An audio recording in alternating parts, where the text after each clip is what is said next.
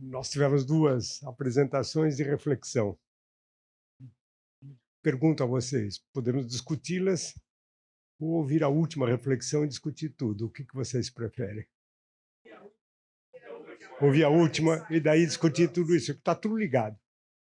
André, por favor. André vai falar sobre uma frase de Malraux. A morte é uma coisa terrível. A morte é aquilo que transforma a vida num destino. Andréa. Muito obrigada, professor. Muito obrigada, Sônia, de tudo que nós podemos agradecer nesse seminário. Eu, para ser breve, vou apoiar num ponto. Eu agradeço, professor e Sônia, hoje. Agradeço a formação da vida, professor, por toda a vida. Mas agradeço hoje a partilha da amizade, que é a coisa mais preciosa desse encontro. Que nós aqui possamos partilhar as amizades do professor e da Sônia. Não há preciosidade maior. Bom, a última fala desse encontro toca o momento em que a incerteza, em tese, termina. Né? Mary falou, nós sabemos se alguém é feliz só na morte. Aristóteles ainda dizia, vamos prestar um pouco atenção no que acontece com os descendentes. Talvez isso tenha que entrar na conta. A Tiqué continuaria atuando sobre nós até depois da morte. Torquato falou sobre medo há um instante, né? E muitos de nós ouvimos falar sobre o bom e o ruim, o bem e o mal. Vanessa falou sobre o bom e o ruim dos tributos, né? Mas falamos de bem e mal. O João falou de bem e mal, uma dimensão mais profunda. O que eu trouxe uma reflexão sobre...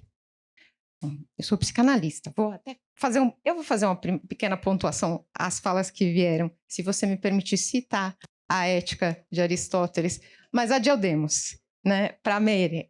O Lacan fez sim havia essa ideia da psicanálise levantal, a lógica que está subjacente a esses fenômenos que parecem disparatados, né, na espontaneidade do discurso humano. Mas o Lacan apontou o quanto, na emergência desses discursos, havia alguma coisa da Tiqué. E ele fez isso no seminário 11, né, numa sessão de fevereiro.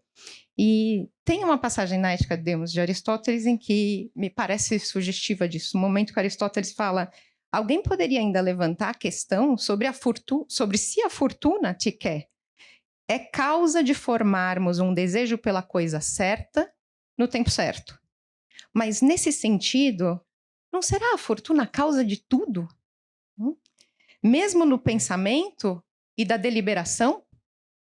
Afinal, né, o pensamento, pois, não é o ponto de partida do pensamento. E a deliberação, o da deliberação. E o que seria, então, se não a fortuna?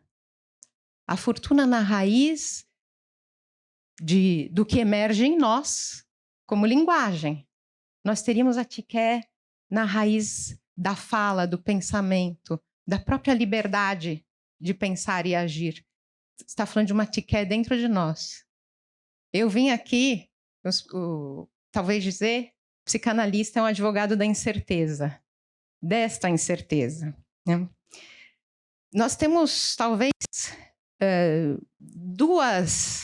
É isso que eu vou ensaiar hoje. O professor pode trazer problemas, né? Não precisa trazer respostas. Vou ensaiar hoje a ideia de que a incerteza pode iluminar em duas direções diferentes. De um lado, ela seria a incerteza do mal. E acho que esse foi o sentido da incerteza prevalecente nas nossas discussões. Uma incerteza o que incomoda quem quer prevenir o mal. A morte seria certa, né? Mas nós queremos torná-la incerta. Daí a pergunta que fiz ao Dr. Raul, né? No horizonte, né, de alguma coisa que é incalculável para o ser humano, a perspectiva de proscrever a morte.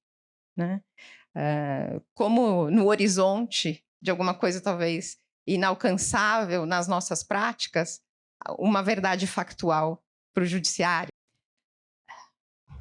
Eu vou pegar a filosofia da medicina de ponto de partida, Georges Canguilhem, para falar dessa primeira relação nossa com o mal. O Canguilhem ele procura uma definição da saúde, e ele acha no René Lerich, um cirurgião vascular, que escreveu uma frase tocante, bonita, né? A saúde é a vida no silêncio dos órgãos. Canguilhem segue, ele fala para a pessoa, a inconsciência do seu próprio corpo é a saúde. Inversamente, tem-se a consciência do corpo pela sensação dos limites, das ameaças, dos obstáculos. A saúde é uma definição positiva, mas ela não é primária, ele diz. Nós não conseguimos definir a saúde. Ele usa uma expressão: a vida saudável é pródiga demais para nós circunscrevermos o que é ela. Não? E, portanto, a outra definição, que é negativa, da doença, acaba sendo o nosso ponto de partida. Nós começamos o conhecimento pelo mal. Pelo relato, pela queixa do mal. Quando o corpo faz ruído, quando ele incomoda, né? Nós começamos o conhecimento pelo mal. Ele fala, Aristóteles fala da ciência começando pelo espanto, e ele diz, o espanto, primeiro, é a angústia suscitada pela doença. Eu vou chamar atenção para essa ética na qual, e eu vou falar de duas éticas, né? Quase como uma genealogia da moral, né? Por onde parte, né, uma ética e outra. Vou falar de uma ética da incerteza do bem, uma ética da incerteza do mal. E essa ética da incerteza do mal, em que a incerteza é o mal, ela começa com o estudo do mal, ela começa com o estudo da doença. E o que diz Canguilhem? Se a saúde é a vida no silêncio dos órgãos, não há propriamente ciência da saúde. Talvez a aposta aqui é que não há ciência do bem. Isso não é estranho para nós, porque o trabalho jurídico também nasce em muito, a hipótese da construção do Estado e da construção do direito é uma hipótese construída a partir da ideia do mal. Né? O consenso robesiano é o consenso contra a morte. Né? Se nós formos à atualidade, a teoria da escolha social disse nós não chegamos ao consenso sobre as preferências, né? O consenso de voto nas situações complexas. Mas é muito mais rápido, diz o Amartya Sen, é muito mais rápido nós chegarmos a algum consenso sobre a abolição das fomes, do genocídio, do terrorismo, da escravidão, da segregação, do analfabetismo, das epidemias. Nós somos mais ágeis em reagir ao mal. Daí que o professor Emmanuel Picavet tenha dito uma frase que eu acho preciosa, né? Ele diz: um acordo pleno e inteiro sobre a justiça seria seguramente uma sorte, chance, sequer, como o amor ou a amizade. Sônia. E uma sorte, portanto, como disse a Meire, que nós não dominamos. A justiça seria esse encontro de amor e de amizade. A realidade política obriga habitualmente a contentarmos-nos à limitação prudente da injustiça sentida. Então, vou propor que tenha uma ética defensiva da qual emerge ciência. Né? Essa ética defensiva tem uma lógica discriminatória, seletiva, porque ela precisa traçar o limiar a partir do qual o bem não está mais, onde começa o mal. Né? Na doença isso é fácil. Né? A partir de que ponto o colesterol? A partir de que ponto a febre? Né? A partir de que ponto a temperatura do planeta? Ela é mensurável. Talvez porque a nossa única apreensão do mal seja a apreensão dos limites, dos obstáculos. O mal tem bordas. O mal é finitude.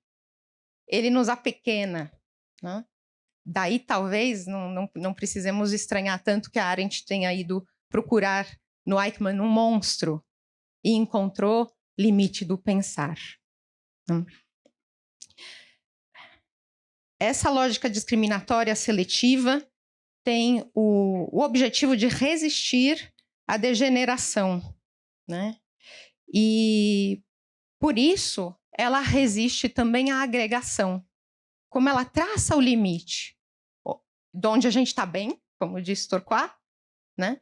Qualquer coisa que invada ali o outro, o estrangeiro, o diferente, assusta. Existe um outro caminho. Existem pessoas dedicadas a uma outra forma de vida, vamos dizer, um outro ethos, né? São pessoas que, em vez de lidarem com a incerteza do mal e tentarem proscrever o mal, acabam dedicando tempo à investigação do bem. Quem investiga o mal vai fazer dessa ciência, né, bens muito estáveis. Quando nós estamos combatendo o mal, os bens são estáveis. Eles são bem definidos. Nós sabemos quais são os protocolos contra a doença. Nós estabelecemos direitos, num primeiro tempo contra a agressão e num segundo tempo contra a exclusão. Talvez possamos pensar em tempos do direito. Não, o direito primeiro protegia a vida, hoje protege a participação das pessoas.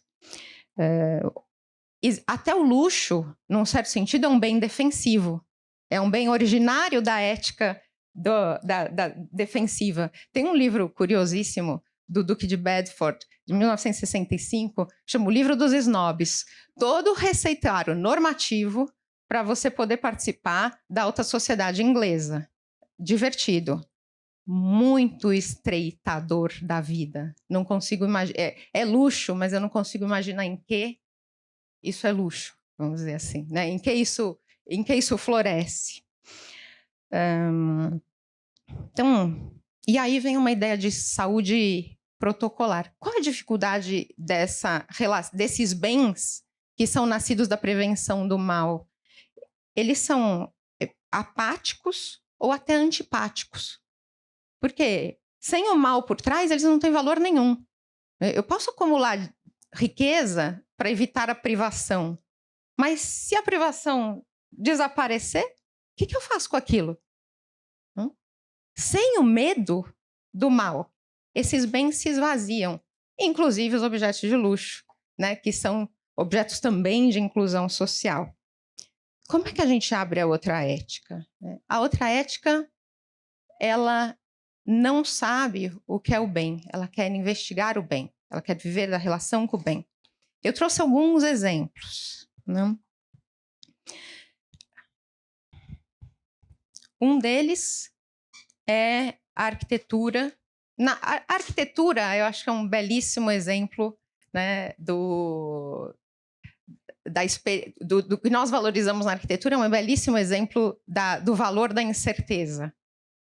Nós talvez nos encantemos mais. Eu pergunto a vocês, afinal de contas, não me cabe saber o bem, né? Essa é exatamente a questão aqui, nós não sabemos o bem, mas pergunto a vocês se não é mais encantador o prédio que a gente não sabe o que vai ver. Né? Um dos motivos pelos quais a arquitetura do Frank Gehry encanta, então, o que construiu o Museu Guggenheim de Bilbao, é que quando nós olhamos o prédio, nós nunca sabemos que movimento aquilo vai ter próximo. Qual a imagem que vai surgir ali? Talvez em todos os tempos seja esse o encanto, né? De dar volta numa igreja de Notre Dame e a incerteza do que nós vamos encontrar está ali, como experiência do bem. Quem fala do bem, em geral, fala de algo mais do que esses bens estáveis, materiais, da própria arquitetura, por exemplo, do bem, ou do mero design de um objeto, aspecto funcional do objeto. Quem fala do bem, em geral, faz remissão a algum daqueles elementos que o Kant dizia que nós não alcançamos pela experiência. Né? A alma, é muito comum quem fala do bem falar isso, eleva a alma. Né? O mundo como totalidade, né? São os bens que tocam infinitude, ou o divino. Ramanujan, matemático, falava que as fórmulas vinham dos deuses. Essa remessa reitera a ideia de que não há ciência do bem, né? E, nesse sentido, quem experimenta em busca do bem quer a incerteza. O criativo quer a incerteza. Para ele, o mal é a regularidade. E o mundo defensivo, o mundo em que nós estabilizamos as relações, estabilizamos a fala, regularizamos a ordem de convívio, é enlouquecedor para o criativo. É aprisionante. O Canguilhem diz isso também sobre a saúde. Ele diz: a pessoa normal é normativa. Ela é capaz de instituir novas normas, mesmo orgânicas. Não dá para o médico dizer onde é que as pessoas vão estar bem, dá para dizer onde é que elas não podem ir para ficar mal, né? Uma norma única de vida é sentida privativamente.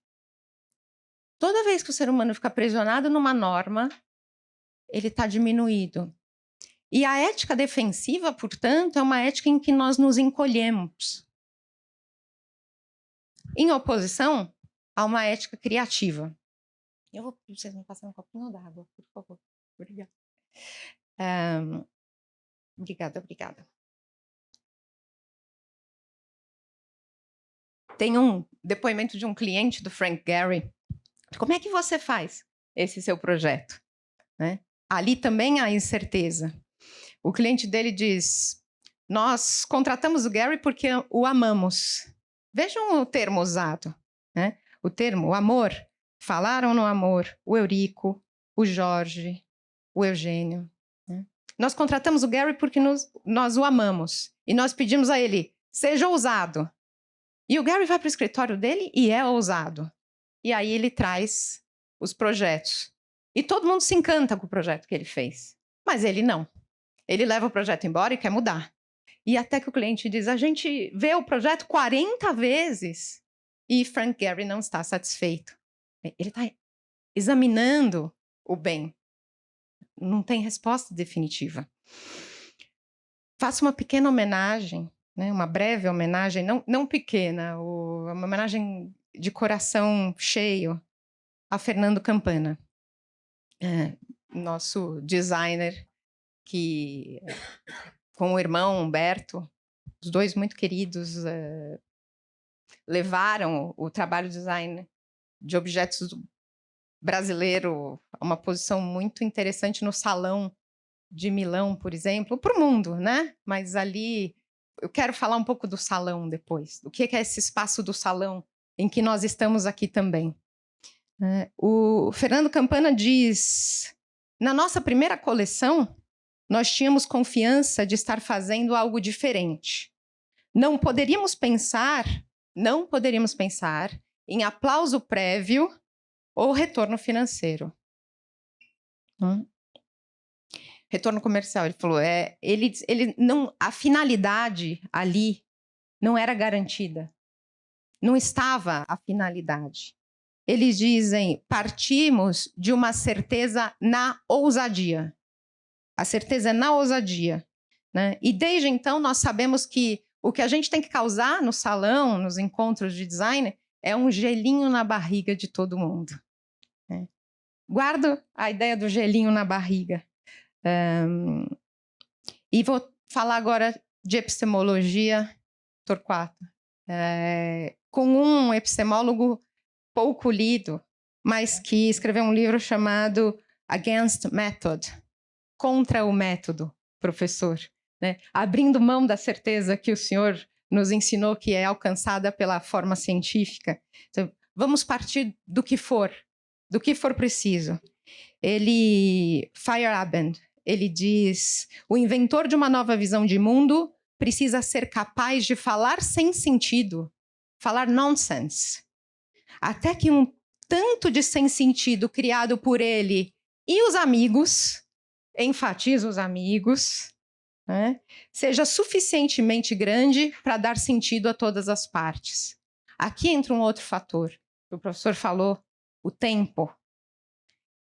Essas coisas da investigação do bem requerem tempo.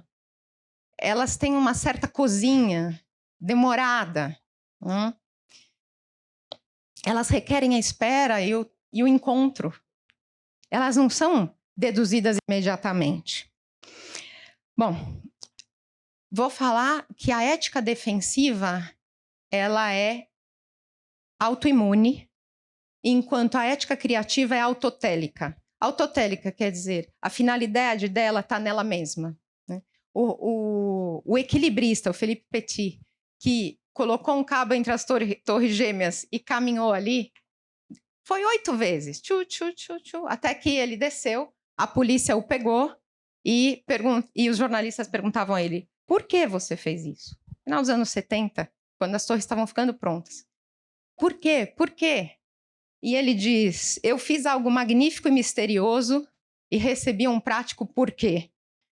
A beleza disso é que não tinha um porquê. Ele foi levado para um exame psiquiátrico. Né? Então, se a incerteza do bem, a investigação do bem, a zetética do bem é autotélica, a investigação do mal é autoimune. As defesas contra o mal geram um processo autoimune. Elas geram um processo autoimune, primeiro, porque elas estreitam a norma da vida até a gente ficar seguro só num quadradinho. Isso é muito menos do que a vida bem vivida. Né? Depois, elas são autoimunes porque elas tendem a nos voltar contra nós mesmos. Né? Sendo a vida alguma coisa para ser vivida em expansão, nós, nesta ética, nós estamos sempre nos traindo. Tudo que eu gosto é ilegal, é imoral ou engorda. Né? A gente começa as pessoas chegam no consultório e falam, eu me saboto. Está na ética equivocada, que vai se machucar. Né? Essa expressão eu me saboto só é possível numa ética defensiva. Terceiro nível em que ela é autoimune é que nada nela justifica que nós não nos voltemos uns contra os outros. Numa ética defensiva, por que alguém não defenderia o seu contra os outros? A pergunta de Trasímaco para Platão, né, para Sócrates no começo da República, fica impossível de ser combatida. Né? Não é melhor ser injusto do que ser justo? Não é melhor ainda ser injusto e parecer justo? Né? Eu não vou sair melhor nessa história? Eu acredito que numa ética defensiva vai sim. Nós precisamos ter uma outra ética para que a corrupção não valha a pena. Não?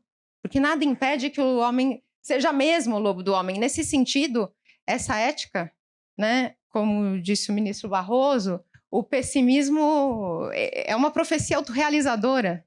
Né? Essa ética, ela é de profecias autorrealizadoras. E no último nível de autoimunidade, nós nos voltamos contra todos. Contra a nossa própria humanidade. Eu tenho aqui uma passagem de um livro chamado Cradle to Cradle, do berço ao berço, de 2 estudiosos do processo industrial, engenheiros, que procuram pensar a reciclagem integral. É um livro publicado em 2002, e veja o que eles falam. Vejam, a ética é clara, né? Nós precisamos encolher nossa presença, nossos sistemas, nossas atividades, até a população, de modo que nos tornemos quase invisíveis.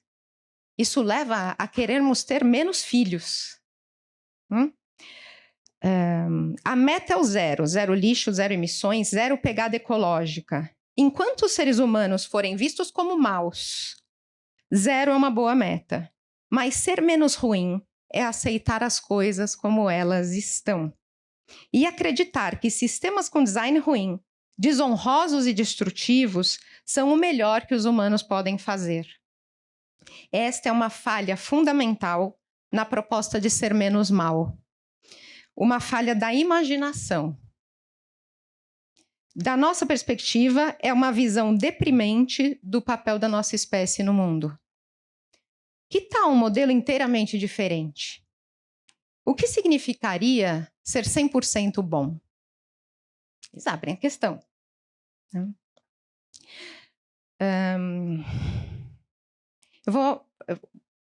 Eu vou fazer o elogio da incerteza aqui, nos termos do Ortega y Gasset, e passar a minha conclusão, que é um agradecimento à Sônia e ao professor. Né? Ortega y Gasset tem um momento em que ele fala da incerteza como um bem, que acho particularmente bonito. Ele diz, do seu tempo, agora já não sabemos o que vai acontecer amanhã no mundo. E isso, secretamente, nos alegra. Por que isso? Ser imprevisível, ser um horizonte sempre aberto a toda possibilidade, é a vida autêntica, a verdadeira plenitude da vida. A psicanálise, entendo, procura um caminho da ética defensiva à ética criativa. O que distingue a clínica da psicanálise é não ter uma definição do bem. É permitir, é dirigir o trabalho para que a investigação do bem se mantenha. Né? E livrar, e isso é bem freudiano, livrar dos mecanismos de defesa que nos sobrecarregam e se tornam autoimunes. Né? Nós sofremos do remédio, nós adoecemos do remédio. Os bens criativos são, portanto, incertos. Os bens criativos são perguntas. Os bens defensivos são respostas, são certos. Né? Eles são imensuráveis, incomparáveis. Eles talvez estejam na ordem do sublime, enquanto os bens defensivos são mensuráveis e comparáveis. Na apreensão, os bens defensivos são imanentes, tangíveis, são todos escudos, anteparos, eles têm medida, eles são monetizáveis, eles custam. Os bens defensivos da vida todos têm preço. Né? Por os outros, né? Então, na apreensão, os bens criativos são transcendentes, intangíveis. Pensando em tradição e comunicação, os bens defensivos a gente aprende por imitação, porque nós não temos a experiência do mal, nós estamos de forma paranoide tentando contê-lo o tempo todo, de forma hipocondríaca, para lembrar a questão do professor Joaquim, de forma hipocondríaca tentando conter o mal, então nós apenas podemos evitá-lo por imitação. E até o luxo é uma forma de imitação. Né? Ele tem estrutura, ele estabelece identidade. E os bens criativos emergem na comunicação como mutação, como poieses. Donde poderia dizer, os exemplos de bens defensivos são o direito contra agressão e exclusão, a riqueza econômica contra todas as formas de privação, o luxo também contra uma forma de exclusão, e essa saúde imitativa, né, de vou fazer o que o meu amigo falou que era para fazer, porque a gente não tem outro jeito de se defender, senão de ouvir falar, Torquato, né, contra a doença e o desgaste. Onde estão os bens criativos em relação a esses? Né? Em relação ao direito, a segurança, ministro, está a política como criação e a justiça. O senhor falou que nós tínhamos esses dois planos. Aqui estão, um deles defensivo, o outro criativo. Né? Da riqueza econômica, a arquitetura, o design, tudo aquilo que nos leva, como alguns dizem, que eleva a alma, que toca alguma coisa maior, né? Que transcende. Do luxo, poderia pensar na arte e no próprio exercício da metafísica. Né? E da saúde, até uma medicina pensada como pesquisa. Vejo estudos que dizem que o médico que mantém o caráter incerto do diagnóstico erram menos. O médico que se mantém pesquisando o que acontece com o paciente, que mantém a atenção aberta, ele conduz os casos mais longe do que aquele que... Chegou o seu exame, tá bom, 5 minutos, manda um joinha por WhatsApp para o paciente, está resolvido. Pera. Hã? Obrigada. Bom, nesse sentido, se os bens defensivos são apáticos ou até antipáticos, porque eles segregam, né? Os bens criativos são simpáticos. Eles nos fazem convergir, né?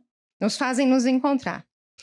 E aí, se os bens defensivos nascem do nosso engenho, são frutos da estratégia, do desenho de cenários, né? E nascem dessa normatividade, que o Canguilhem diz ser até orgânica no ser humano, os bens criativos, eles nascem não do engenho, mas de uma alquimia que etiqueta dentro dela. Uma alquimia que é a junção de coisas disparatadas, a junção de elementos estranhos, quiçá divergentes, dissenso, como dizia, né, isso Jobim, dissenso. Processo criativo é apresentado assim, um processo de abertura muito grande primeiro e depois convergência. Nova abertura, convergência. Né? Os modelos de inovação hoje são assim. E é aí que está. Né? Nós vamos olhar para alguma coisa alquímica que ninguém sabe bem, tem um mistério em como elas se realizam. Mistério que significa que a gente só tem experiência disso pelo contato com o outro. Não à toa se fala de amizade e amor nesse campo. Isso é o de base que eu tenho para dizer, ainda com algum ponto de política e já nos traz ao agradecimento pelo seminário. Encontrei numa filosofia recente, de um livro de 2021, um filósofo italiano chamado Emanuele Coccia, uma filosofia da casa. Emanuele Coccia diz: a filosofia historicamente se dedicou à cidade. E do homem moderno, que se dedica ao trabalho, que tem dois pilares, o trabalho e o amor, nós ficamos experts em trabalho. Né? Fizemos muita ciência, filosofia, teoria política, social sobre o trabalho. Deixamos o amor para os padres e psicanalistas. Né? O amor fica dentro de casa. A felicidade ficou um assunto subjetivo. Ficou para dentro de casa. Os bens defensivos, que são mera imitação, são pensados na economia como interesses, utilidades, preferências declaradas, muitas vezes racionais, teóricos, porque nós não conseguimos tocar a intimidade do bem. Então, a teoria fica artificial, artificiosa, preferências declaradas, o que a gente clica na internet, o que a inteligência artificial sabe sobre nós o que a inteligência artificial sabe sobre nós é superficial. Mas existe alguma coisa de um bem que a gente historicamente, Jorge, chamou felicidade, né? E se esses bens defensivos são sincrônicos, eles podem ser encontrados em equilíbrio, até econômico, a felicidade é diacrônica, ela é no tempo, né? E ela acontece, diz Emanuele Coccia, dentro da casa. Aqui, homenagem à feiticeira, que sabe fazer a alquimia da casa.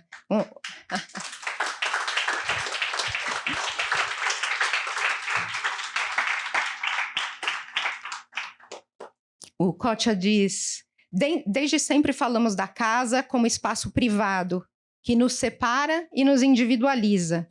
No entanto, toda casa é, em realidade, também o seguinte: uma técnica material e psíquica que empregamos para entrelaçar nossa vida e nosso destino aos dos outros. E quando os destinos se entrelaçam, eles se tornam incertos. É precisamente porque essa é sua função principal que sua natureza não é arquitetônica, mas é moral.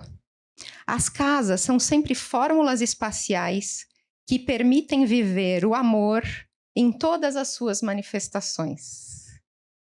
Elas são o programa material, a ossatura, mas também a atmosfera objetiva, o ambiente de uma vida partilhada. Tempos, humores, refeições, sono e sonhos que nos tornam inseparáveis de outrem. O Coccia fala: A filosofia que pensa só a cidade, consegue pensar a cidade, não entendeu essa dimensão da casa. A casa não isola a gente do mundo. A casa é onde nós nos deixamos, nós renunciamos à nossa identidade e nos deixamos penetrar pelo mundo. O sonho é o momento em que nós somos invadidos por um mundo que nós não controlamos. Tiqué. A junção dos destinos, o casamento, onde as famílias se entrelaçam, né? O sangue, como o senhor disse nos cursos sobre a Temis, né? Ali o destino fica aberto. O destino de quem convive numa casa, nós vimos na pandemia a preocupação com os fluidos que transitavam pela casa, os destinos estão ligados para quem está numa casa. Os animais entram pela casa, os animais, as plantas entram pela casa, pela cozinha, e numa alquimia vem constituir os nossos corpos. Os animais que nós domesticamos viram filhos, né? São tratados e nos reconhecem de alguma forma também, não como meros humanos. Tem alguma coisa na casa de alquímica improvável que faz dela a sede do processo criativo. Donde o que nós amamos nas cidades, a grande gerador de valor nas cidades, Jorge, talvez seja a casa. Isso não é estranho para a economia, né? Que tem toda uma cultura de Vale do Silício, onde a geração da riqueza começa, que figura é? A garagem. É a casa que gera, né?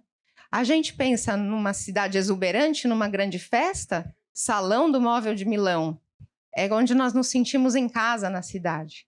A cidade só nos tem valor amoroso quando ela reproduz a casa, nos restaurantes, nos salões, na criação que ela tem. O que acontece aí dentro, né? Acontece exatamente aquilo que está na filosofia do professor Tércio, como o encontro aberto ao diálogo, né? O encontro dialógico. Eu acho que dá para a gente pensar em duas políticas nessas duas éticas. A ética defensiva talvez abrisse uma ênfase republicana, no sentido da preservação do bem comum, que é o bem estável, né? Esse bem defensivo que é estável, quantificado. Nele, o bem comum, poderíamos pensar, é a segurança. O republicano constrói muro, né? E o Estado, nesse sentido, usa o mecanismo da inclusão. Defesa, saúde, educação. Nós pensamos em bens defensivos como função do Estado. O objetivo é a distribuição difusa. A gente pensa em escassez, a gente quer que seja bem distribuída, né? E a economia, nesse sentido, é securitária. No entanto, se nós passarmos para uma ética criativa, talvez a gente veja ali, né, uma ênfase democrática para o Estado. E aí o que eu vou propor, se a incerteza pode ser um bem, que a incerteza seja um bem comum. Que nós saibamos partilhar a incerteza sobre o bem do outro, para que nós mantenhamos a escuta aberta. Acredito que a teoria da norma jurídica do professor, e eu acompanho o professor há muitos anos, eu estou enfatizando esta obra, o senhor sabe quanto eu acompanho as demais, mas ali ele fala de uma condição do diálogo que é o dever de prova infinito.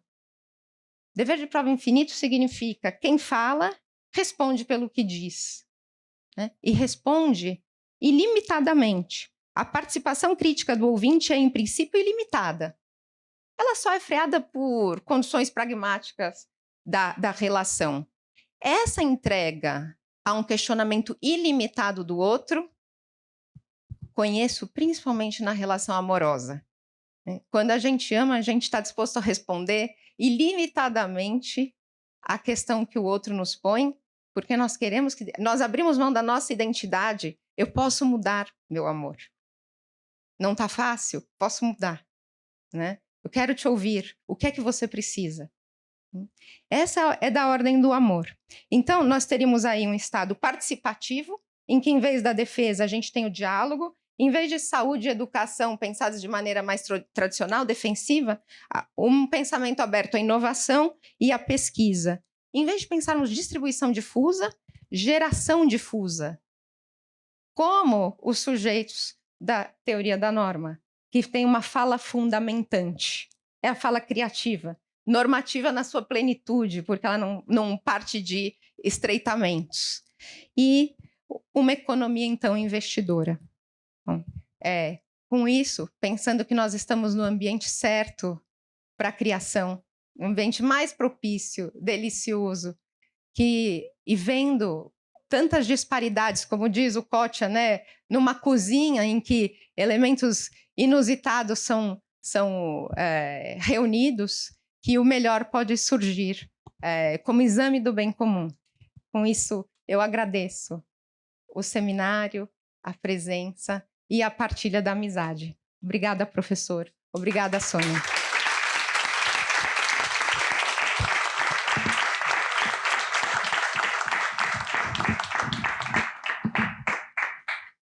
Bom, nós ouvimos 3 reflexões e nos convido a refletir. Raul, por favor, faça a sua. O pitaco para dar em cima do que você falou. Eu até fui anotando algumas coisas. Primeiro, eu acho que existe na vida humana o encanto pelo desconhecido. De alguma forma, nós procuramos o desconhecido. E, de alguma forma, o desconhecido traz uma incerteza que é estimulante. Senão, estaríamos todos vivendo numa zona de conforto limitada ao que aprendemos e tivemos chance de aprender quando crianças. E isso que é o criativo, que cria a postura criativa na vida, né? E essa busca do desconhecido, do incerto, passa muito pelo estímulo que a gente recebe dos mestres. Eu vejo você estimulada pelo nosso amigo querido. Então, esse estímulo é um estímulo constante. É um pedacinho com ele, um pedacinho com o Jobim, um pedacinho com o Torquato, e aí assim a gente vai se criando, né? Eu só queria fazer um comentário que também para você poder ir atrás dos conhecidos, você precisa ter preparo para isso. Não dá para chegar de peito aberto, eu quero. Então, só para juntar um pouquinho o que você falou com o que eu falei ontem, quando eu falava assim ontem em qualificação do atendimento de saúde, eu não citei uma coisa que era importante, que bate com o que você estava hoje falando. A qualificação passa por você ter bons mestres. E nós estamos vendo no Brasil um período terrível. Nós passamos de 2000 para hoje, de 200 para 380 faculdades de medicina, formando, em alguns anos, 50 mil médicos por ano, que não vão ter a chance de ter mestres, porque não existe professor para todo esse povo. Nós vamos estar colocando no mercado de trabalho pessoas que precisam ser mais do que técnicos. Você estava falando assim da postura até, o exame, manda o joinha. É porque as pessoas precisam aprender que quem está do outro lado quer mais que um joinha. Ele quer uma palavra, quer um carinho, quer um estímulo. Isso não é só intuição do médico. Você precisa aprender também como é que você faz esse tipo de coisa. Então, o caminho que nós estamos seguindo hoje é um caminho que me assusta, porque quem vai pagar o preço dessa discrepância entre o que se deve fazer e o que está acontecendo vai ser a sociedade como um todo, principalmente os que vão ter menos recursos, que hoje já são atendidos no máximo na base do joinha, quando tem retorno, né? Então, eu vejo assim, na área da saúde, se você não criar uma situação, eu diria até que volta ao modelo antigo, onde ocorre a interação entre as pessoas.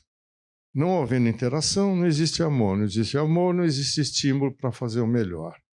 Então, acho que muito do que você falou bate com essa percepção que eu estou tendo, um pouco amarga, do que vai acontecer com a saúde em breve. Obrigado. Um momento de reflexão. Alguém quer mais fazer alguma? Depois dessa fala tão linda e amorosa da Andréia, né?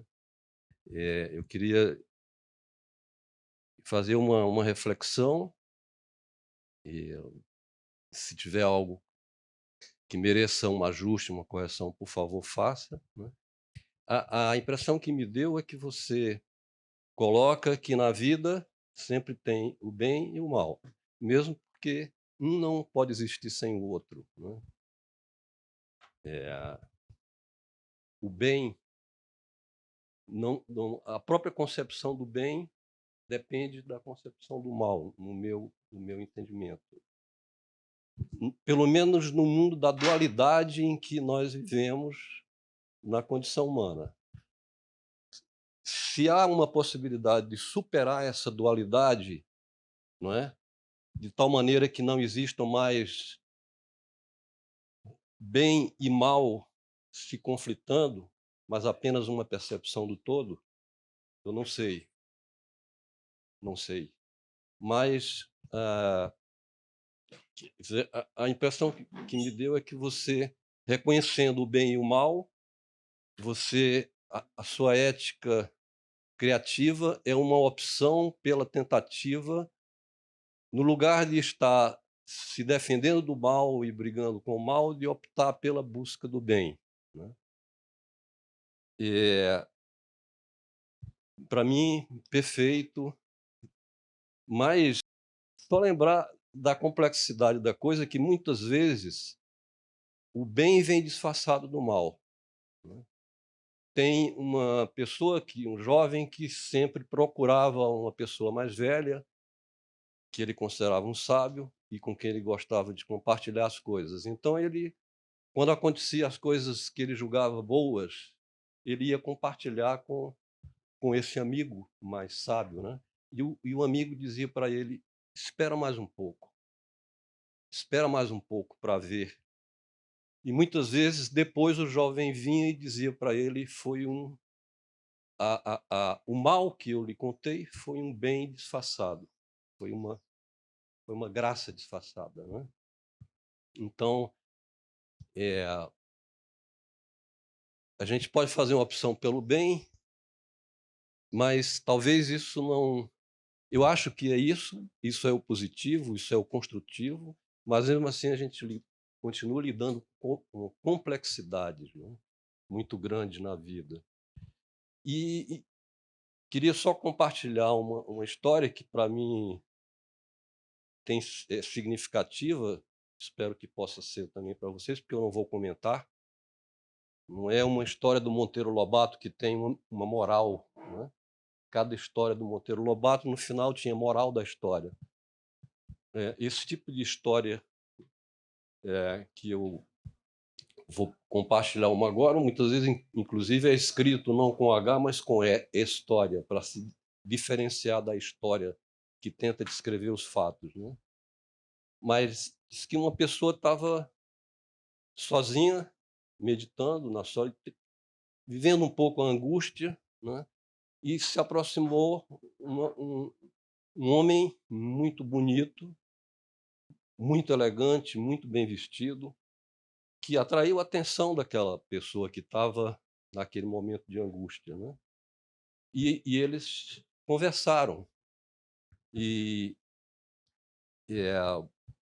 Não sei se para o bem ou para o mal, mas em algum momento a pessoa, impressionada com a beleza daquele jovem, né, disse: quem é você, afinal? Falou: sou o demônio. Mas como o demônio? A imagem que eu tenho do demônio é uma coisa horrorosa, com chifres, Ele falou: são as más línguas. Ótimo. Mais alguma reflexão? A mesa quer acrescentar alguma coisa? Mais uma. Calma. Fiquei pensando no que você está falando. Eu fiquei pensando que você está falando bem ou mal. Tem coisas que hoje são bem que no passado eram mal, e vice-versa. Então, acho que não existe uma linha divisória. Isso é bem, isso é mal. Isso hoje é considerado bem, isso hoje é considerado mal. Embora algumas coisas sempre vão estar na categoria do mal e outras na categoria do bem, né? Estava pensando em Esparta, quando tinha alguém com deficiência física, ele era basicamente eliminado da sociedade. Hoje você tem um tremendo aparato médico para poder recuperá-lo, incluí-lo na sociedade. Então, o mal seria eliminá-lo, quando na época isso era o bem. Só como um pequeno exemplo, né, para reflexão. Ok. Uhum. Senti necessidade de esclarecer uma coisa, porque quando eu faço essa distinção, eu falo de uma investigação e não de uma clareza sobre o bem e mal. Ao contrário, muito mais para levar a questão para, como se diz, além do bem e do mal, né? É que quando nós vamos para a ética da incerteza do bem, o próprio mal fica tênue, ele se desqualifica um pouco e passa a ser talvez só a própria regularidade. Em Freud, o mal é a repetição. Em Arendt, o clichê, né? Na arquitetura, o pastiche, né? E ele é a própria, essa regularidade é a própria injustiça. A minha pesquisa na pós-graduação foi sobre a relação entre justiça e aleatoriedade. E eu defendi que justiça é aleatoriedade, que não significa acaso, né? E ali, num dado momento, o professor Celso Campilongo, meu orientador, eu senti que eu fiquei tranquila, porque ele me passou um quote da internet. Dizia o seguinte: se o mundo fosse mesmo aleatório, não haveria tanta injustiça. O mal passa a ser o singelo fato, para usar o termo da Arendt, banal, de que os sistemas ficam tão estáveis que alguém sempre perde e alguém sempre ganha. E nisso a aleatoriedade viria a suscitar o novo. É isso. Então não penso em grandes categorias de bem e mal. Penso na investigação do bem. Bom. Cristiano. Professor Torquato, meu mestre, a sua fala ela traz um paradoxo, porque a verdade é uma forma de crença, mas a busca da verdade começa com um gesto de desconfiança. E ao final você vai tentando buscar uma maneira das pessoas se fiarem novamente. E você abandona a palavra verdade e você usa a palavra tradição. Eu queria que você explorasse um pouco mais o porquê do uso da palavra tradição, até porque você e João Maurício nos deixaram um pouco no limbo para um problema que está um pouco em aberto entre nós, que é como fazer a sociedade brasileira se fiar novamente no Poder Judiciário, confiar novamente no Poder Judiciário e fazer isso abrindo mão da ideia de verdade, que é um pouco como vocês pensam. Queria explorar um pouco isso.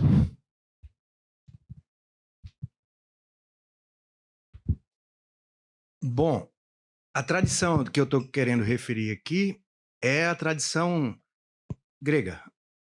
São os filósofos jônicos.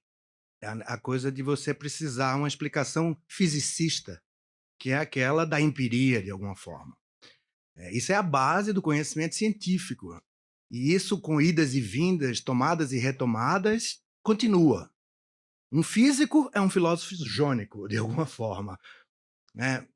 E é isso que eu estou dizendo. Há um acúmulo. A gente, tudo bem que você pode pensar, como o João sempre trabalha, continuidades e descontinuidades. Uma retomada, uma coisa. Mas que a gente tenha ainda textos dessa época, que ainda se leia e que ainda se leve ao valor positivo a atitude dos filósofos jônicos, é uma tradição. Então a gente pensa em várias instâncias de secularização, em que a gente consegue se libertar do mito e ver com os próprios olhos. Isso é o que eu estou me referindo como tradição. Agora, sobre o segundo problema, como se confia no direito, depende na minha visão, sei lá, essas coisas, mas eu imagino que possa ter uma explicação, que a legitimidade da decisão jurídica passa por um sucesso retórico. Um sucesso retórico que consiste em apresentar e convencer, fazer passar, é a expressão que eu uso, fazer passar por saber aquilo que sempre também é querer. A decisão foi essa, mas sempre poderia ter sido aquela. Chama-se cláusula alternativa tácita para os keynesianos. Ou você pensa o próprio momento da decisão. Quem tem competência tanto pode condenar como pode absolver. Os romanos têm esse brocardo. Quem pode condenar, pode absolver. E essa incerteza é determinante, porque no direito romano, quando você tinha uma lide e ia resolver uma lide, você resolvia a lide por um contrato, mais ou menos como uma arbitragem. Você tinha um momento em que as partes determinavam, chamava-se a litis contestação, em que as partes determinavam o que era a pergunta. E o pretor deferia ao iudex, que era um particular, mas não tinha ciência do direito, deferia decidir sobre as provas. Se paret A, condena. Se paret B, absolva. Então, essa circunstância, ela é vencida por a gente cognitivamente afirmar alguma coisa de maneira persuasiva. Então, é muito importante que as coisas do direito encubram a vontade e que a gente faça crer que qualquer um naquela posição encontraria a única resposta correta. Isso é uma coisa absolutamente retórica, mas central. Se a gente tem alguma coisa para dizer de qualidade do direito, é essa tentativa dele alcançar a única resposta correta, que é heróica e que as teorias, por mais difíceis que sejam de ser construídas nesse sentido, sempre caminham nesse sentido, de neutralização da ação política que o direito também é. O direito é uma política meio que antipolítica, porque encobre o tempo todo, é aquela coisa do Graciano.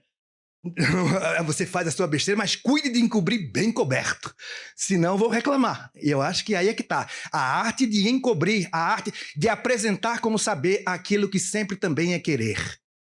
É isso, eu acho.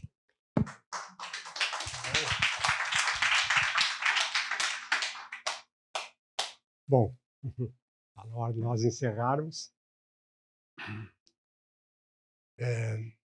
Mas antes de fazê-lo, eu gostaria de lembrar uma fábula que está numa nota de rodapé do Ser e o Tempo, do livro de Heidegger, que me impressionou.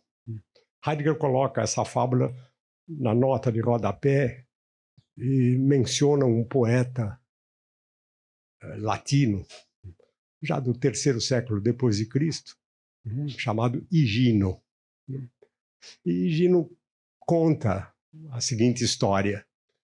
Diz ele, 3 divindades vinham caminhando e conversando.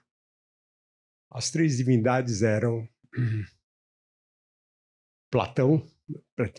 Plutão, o deus dos infernos, Gaia, ou Géia, a terra, e a cura, a preocupação, a angústia, que também era uma divindade. E lá conversando um com o outro, a cura olha para o chão e vê argila, terra, e fala, que tal nós fazermos um boneco? E os 3 se reúnem e fazem um boneco. Daí, o boneco é feito com a terra. Mas ele não se movimenta. Daí, Plutão fala, deixa isso comigo. Eu vou colocar nesse boneco uma alma. Coloca a alma no boneco e o boneco se mexe. E daí os 3 começam a disputar. Que nome nós vamos dar a esse boneco? Não esquecer que dar nome é tê-lo para si. Nessa disputa, diz o Higino, eles não se entendem. E vão disputando, até que chegam a um consenso. Vamos perguntar a Júpiter, a Zeus, ao Deus Supremo, quem tem a razão para dizer o nome desse boneco. E ao dizê-lo, de quem é esse boneco? E vão a Júpiter. E Júpiter, lá na sua sabedoria, olha o boneco, olha os 3 e diz o seguinte: como esse boneco foi feito de terra, Géia, Gaia, quando ele morrer, ele volta para a terra.